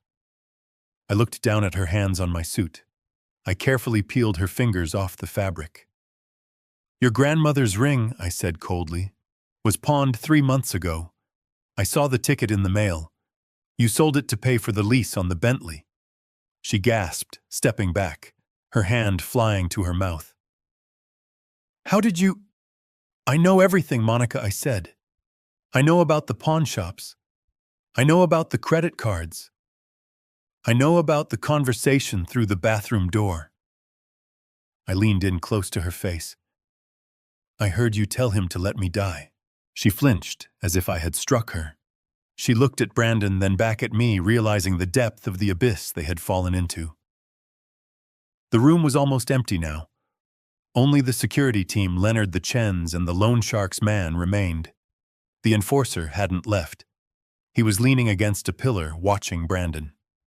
He took out his phone and typed a message. Brandon saw him. The panic that had been frantic energy turned into cold, paralyzing terror. He knew what that message meant. It meant the debt was being called in. And without the house, he had no way to pay. "Dad," Brandon whispered. He dropped to his knees. He didn't care about his suit. He didn't care about his dignity. He crawled toward me on the marble floor. "Dad, you have to stop this. They're going to kill me. Those men. The loan. If I don't have the house..." I looked down at my son. He was weeping.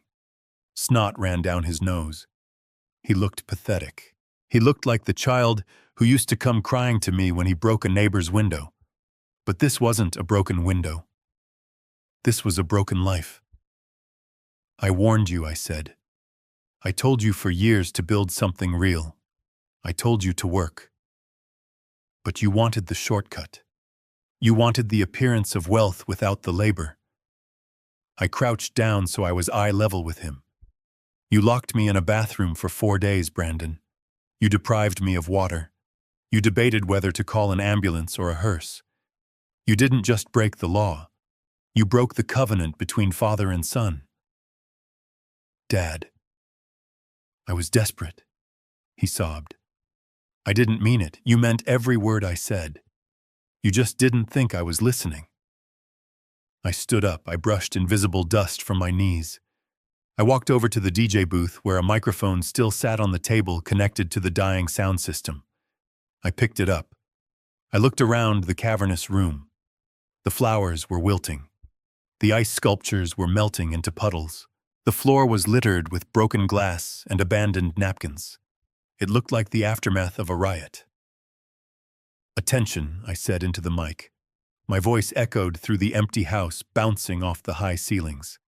"Mr. Brandon Halloway and Mrs. Monica Halloway, you are hereby evicted. You have 5 minutes to vacate the premises before the security team physically removes you." I looked at the Chens. They nodded. Mr. Chen checked his watch. 4 minutes. Mr. Chen corrected loudly. Brandon looked at me one last time. He looked for a crack in the armor. He looked for the father who had bailed him out of jail when he was 20, who had paid his debts when he was 25. He found only the architect. And the architect had condemned the building. "Come on, Monica." Brandon choked out, scrambling to his feet. He grabbed her hand. "Let's go, we need to go, now." Why, she screamed, pulling away. "We can't just leave." "Look at the guy by the pillar," Brandon hissed. "We have to run." He dragged her toward the door. They ran past me. They ran past Leonard. They ran past the security guards. They ran out into the cool night air, leaving behind their clothes, their jewelry, their furniture, and their dignity. They ran toward the valet stand, only to realize the valet had already left with the keys to the leased Bentley, which I had also canceled an hour ago. I watched them go. I watched them disappear into the darkness of the driveway, two shadows fleeing the light they had tried to steal. I put the microphone down. I walked over to Leonard. "It's done," Leonard said quietly. "Yes," I said. "It is." Mr. Chen walked over to me. He extended a hand. "Mr. Halloway," he said. "Thank you. The house. It has good bones. We will fix the energy. It needs a lot of sage," I said, shaking his hand. "And maybe a priest." I looked around the room one last time. I looked at the spot where I had stood on the stairs. I looked at the dining table where I had spilled the wine. I looked at the hallway leading to the bathroom that had been my prison. I felt nothing. No sadness, no regret. Just a clean, hollow silence. The silence of a debt paid in full. I turned to Leonard. "Is the car ready? It's waiting," Leonard said. "Your luggage is in the trunk. The flight leaves in 3 hours." "Let's go," I said. I walked out of the villa. I didn't look back. I stepped into the cool night air of Malibu, breathing in the salt and the freedom. Behind me, I heard the heavy thud of the front doors closing and the sharp final click of a lock turning. The Chens were securing their property. My son was homeless. My life was my own again. And Tuscany was waiting. The grand atrium moments ago, a cathedral of noise and ego, was now echoing with the frantic scuffling of a stampede. It was a beautiful, terrible sight. The elite of Malibu, the venture capitalists in their bespoke tuxedos, and the influencers in their rented gowns were tripping over each other to escape the blast radius of my son's failure. They abandoned their drinks on the antique side tables. They left their gift bags on the floor. It wasn't just an exit. It was a desertion. They smelled the stench of fraud, and in this town that smell sticks to you longer than smoke. I watched them go, standing like a statue in the center of the ruin. I felt a cold, hollow satisfaction. This was the network Brandon had bragged about. These were the friends he claimed were better than family. They didn't even look back at him. They just ran to their cars, desperate to scrub his name from their contact lists before the subpoenas started arriving. But not everyone left. Near the bar, the large man in the ill-fitting suit hadn't moved. He wasn't running. He was standing perfectly still, his hands folded in front of him, watching the exodus with the detached amusement of a predator watching a herd scatter. He wasn't an investor. He wasn't a friend. He was the bill collector. And he knew with the mathematical certainty of his profession that the collateral for his loan had just walked out the door in the pocket of my lawyer. He caught my eye. He didn't nod. He didn't smile. He just shifted his gaze slowly, deliberately to Brandon. It was a look that promised violence. It was a look that said the clock has stopped ticking, and now the collection begins. Brandon didn't see him. He was too busy spinning in circles, screaming at the retreating backs of his guests. "Come back. It's a mistake. The legal team is handling it." We have the funding. Jerry, Mike, don't leave. No one turned around. The heavy front doors slammed shut one after another, sealing the tomb. Brandon turned to me. His face was a ruin. The spray tan was streaked with sweat and tears. His eyes were wild, manic, unable to process the reality crashing down on him. He looked at the security guards methodically ushering the last stragglers out. He looked at the Chen family, who were already pointing at the walls, discussing which art to remove. Then the shock broke, replaced by a surge of pure, entitled rage. He charged at me. "What did you do?" he screamed, his voice shredding his throat. "What the hell did you do?" He stopped inches from my face, his hands clenched into fists at his sides. He wanted to hit me. I could see the impulse twitching in his muscles. But he didn't dare. Not with the security team watching. Not with the Iron Architect standing tall in his armor. "You're insane," he yelled, spitting the words at me. "You're senile. You can't sell this house. It's mine. I built this life. I built this brand. You gave it to me." I looked at him. I looked at the man who had spent 35 years taking and taking, convinced that the world owed him a living just for existing. "I didn't give you anything," I said, my voice low and hard. "I lent you a stage, and you used it to perform a tragedy." "No. This is my home," he shrieked, stamping his foot like a petulant child. "My name is on the—" "Your name is on nothing," I cut him off. "Your name is on the utility bills. Your name is on the junk mail. But the deed, the title that belonged to Terra Firma Holdings. And I am Terra Firma." I reached into the inside pocket of my jacket. Brandon flinched as if expecting a weapon. In a way it was. I pulled out a folded piece of paper. It wasn't a contract. It wasn't a legal notice. It was a cashier's check. I unfolded it slowly, deliberately, smoothing the crease with my thumb. I held it up. The overhead lights caught the holographic watermark, shimmering green and gold. "Look at it, Brandon," I commanded. "Read the number." He stared at the paper. His eyes darted across the line. $6,500,000. It was the net proceeds from the sale minus the rush fees, the taxes, and the payoff of the existing mortgage I had carried. It was a fortune. It was enough money to start 10 legitimate businesses. It was enough money to retire on an island. It was enough money to save his life. "This is the house," I said. "This is the roof over your head. This is the view of the ocean. This is the marble floors and the high ceilings. It's all right here on this piece of paper." Brandon reached for it. His hand shot out a reflex of pure greed. "Give it to me," he gasped. "Dad, give it to me. I can fix this. I can pay them off. I can buy it back." I pulled the check away, tucking it back into my pocket. "No," I said. "You can't." "Why?" he wailed, falling to his knees again. "Why are you doing this to me? I'm your son, because for 10 years I let you live here," I said, looking down at him. "I let you pretend you were a king because I hoped, I prayed, that if I gave you the environment of success, you would eventually find the substance of it. I thought if I removed the struggle, you would use your energy to build." I paused, letting the silence of the empty room amplify my words. "But you didn't build, Brandon. You rotted. You became soft. You became entitled. And 4 days ago, you became a monster." I stepped closer, forcing him to look up at me. "You locked me in a bathroom," I whispered. "You cut off the water. You listened to me begging for help, and you laughed. You talked about my death as a line item on a spreadsheet. You were willing to let me die of thirst just so you could keep pretending for 1 more month." "I didn't mean it," he sobbed, grabbing at my pant leg. "I was stressed. I was scared. We are all scared."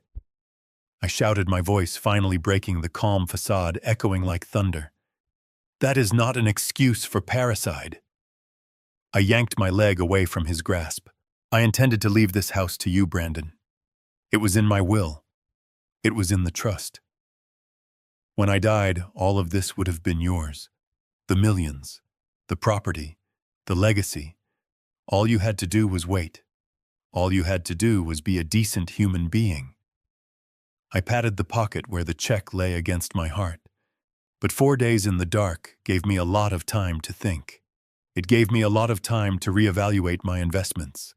And I realized that leaving this money to you wouldn't be a gift. It would be a weapon.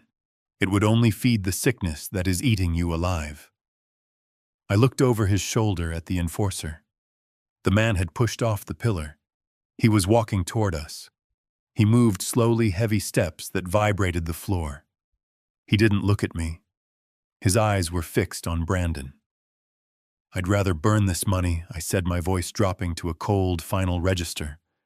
"I'd rather shred this check and swallow the pieces than use a single cent of it to bail you out of the hell you created. I'd rather sell my home for a loss than let it shelter a man who would kill his father for a loan." "Dad, look behind you," Brandon screamed, seeing the man approaching. "That guy. He's going to hurt me. You have to help me. You have the money. Just pay him." I turned. I looked at the enforcer. He stopped 10 feet away. He nodded at me, a gesture of respect from one professional to another. He knew I wasn't the mark. He knew I wasn't the debtor. I turned back to Brandon. "I don't have to do anything I said. I am not your bank. I am not your safety net. I am the victim of your crime. And victims don't pay the ransom." "But he'll kill me," Brandon shrieked, scrambling backward, crab-walking across the floor. "Then maybe you should run," I said.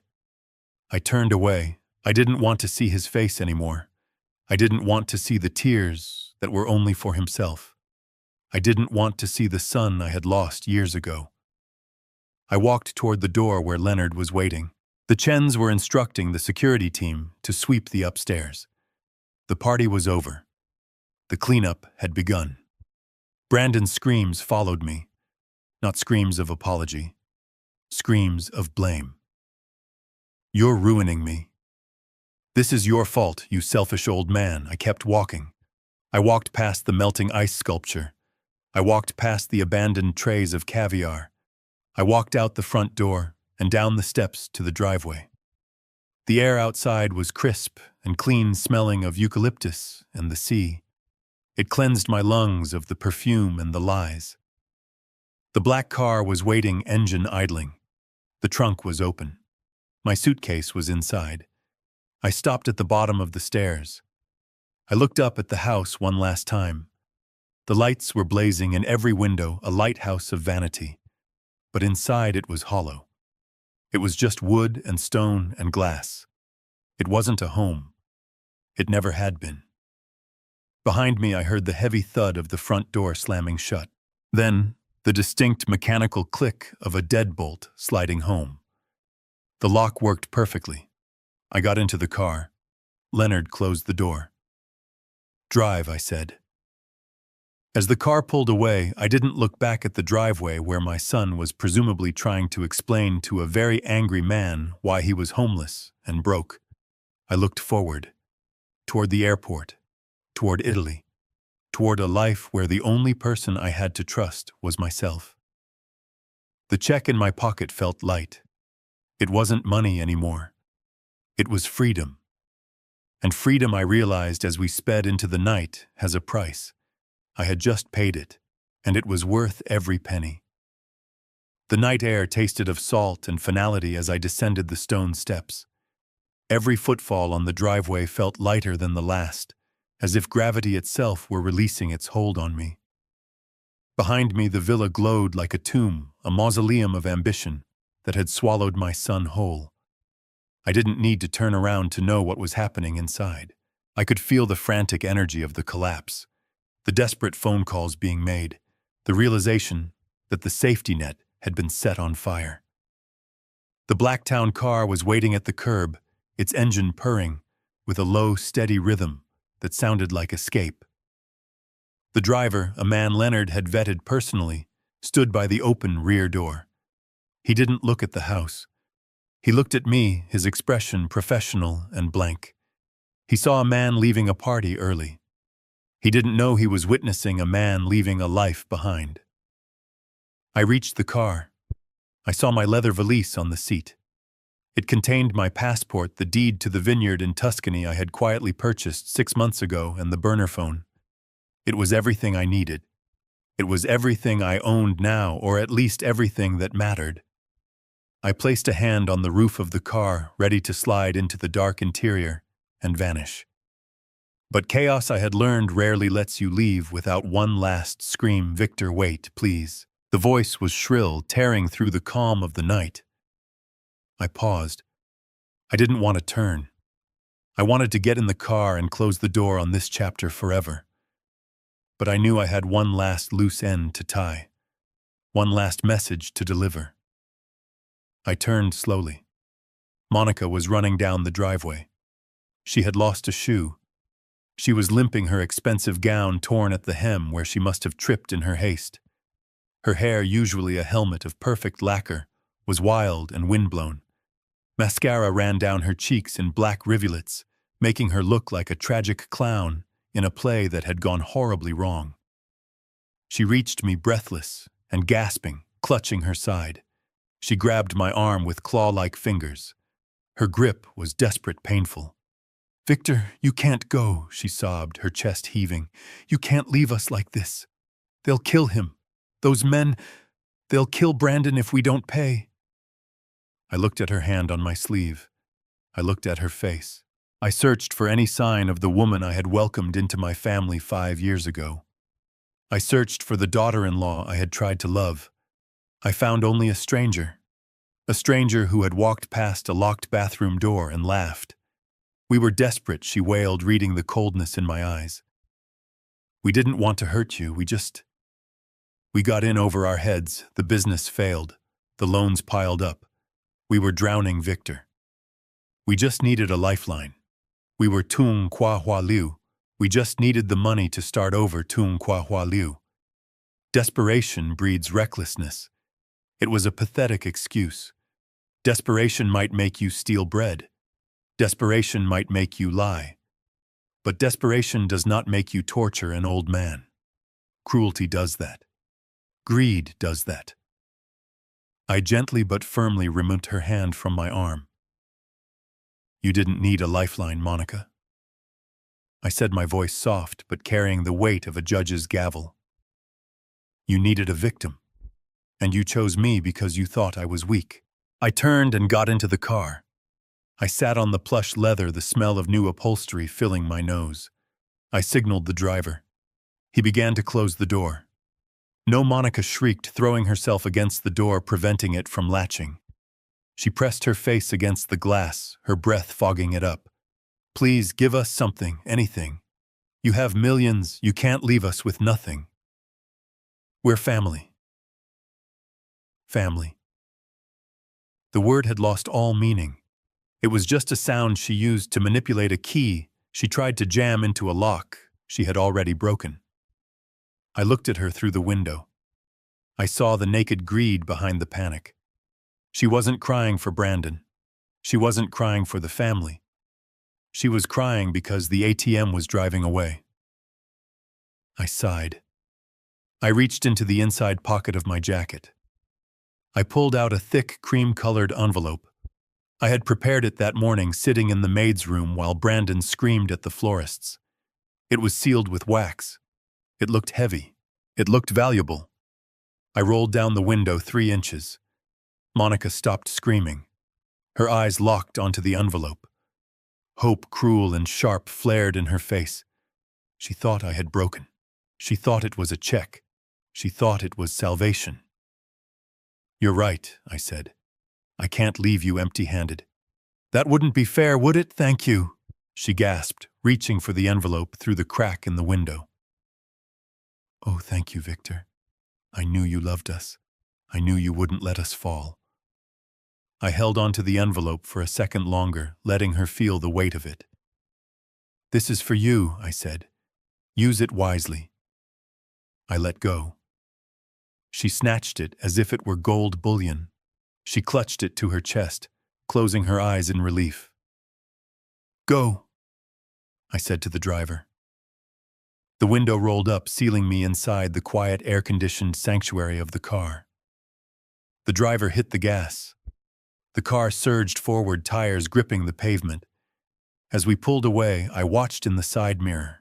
Monica was standing under the street lamp, tearing the envelope open with frantic fingers. She ripped the top off, shaking the contents into her hand. There was no check. There was no cash. 2 pieces of paper fluttered out. The first was a utility bill. It was the water bill for the villa, dated for the current month. I had highlighted a single line item, the service reconnection fee.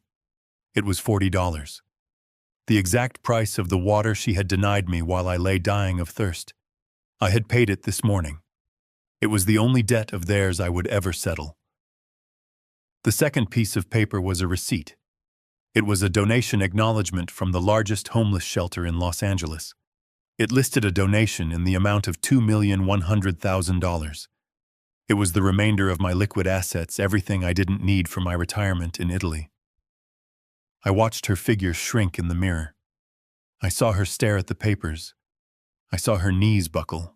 I saw her collapse onto the gravel of the driveway, screaming into the night, clutching the receipt for the fortune she had murdered her soul to get, and which was now feeding strangers in a soup kitchen downtown. She was screaming at the taillights, but I couldn't hear her. The glass was thick. The car was fast.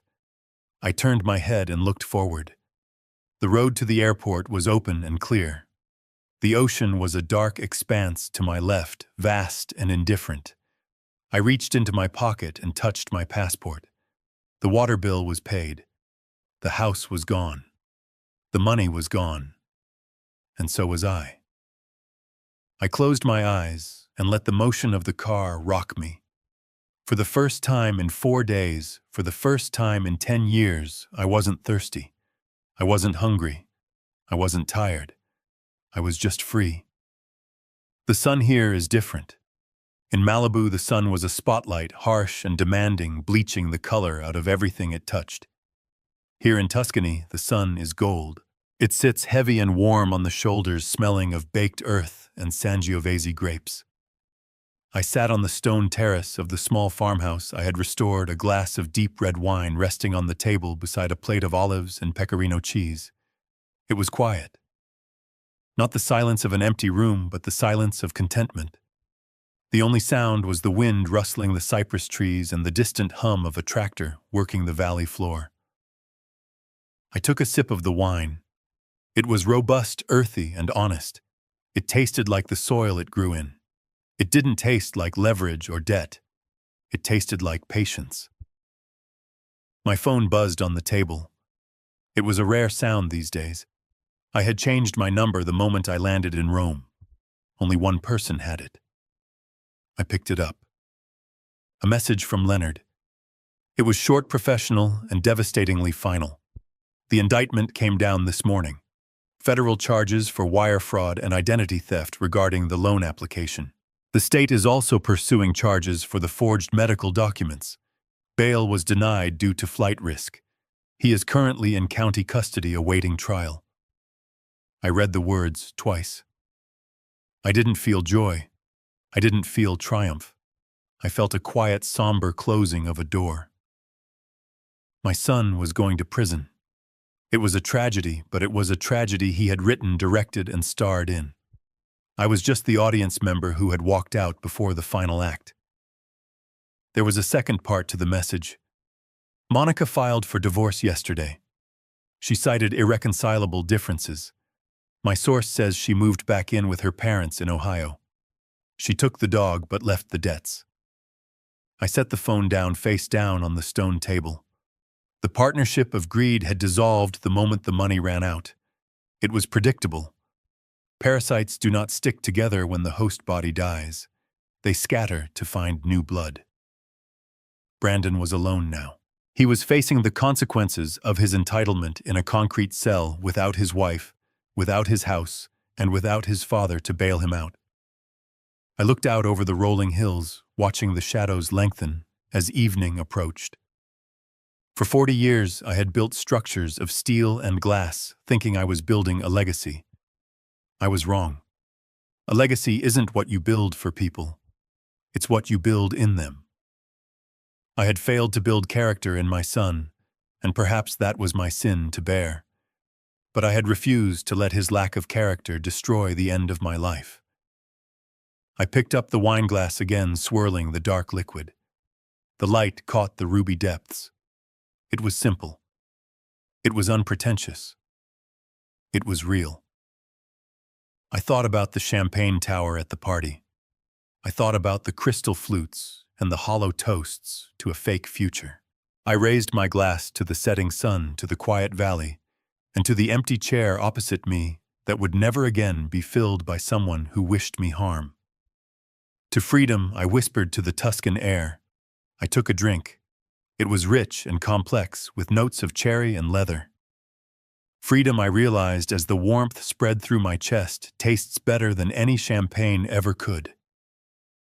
I finished the glass, watched the sun dip below the horizon, and for the first time in a long time, I looked forward to tomorrow. I spent a lifetime believing that providing for my son was the ultimate expression of love. I shielded him from the rain, never realizing I was robbing him of the ability to build his own shelter. My 4 days in that dark bathroom taught me a brutal truth. Entitlement is a cancer that grows in the absence of struggle. We cannot buy the character of our children, nor can we purchase their respect.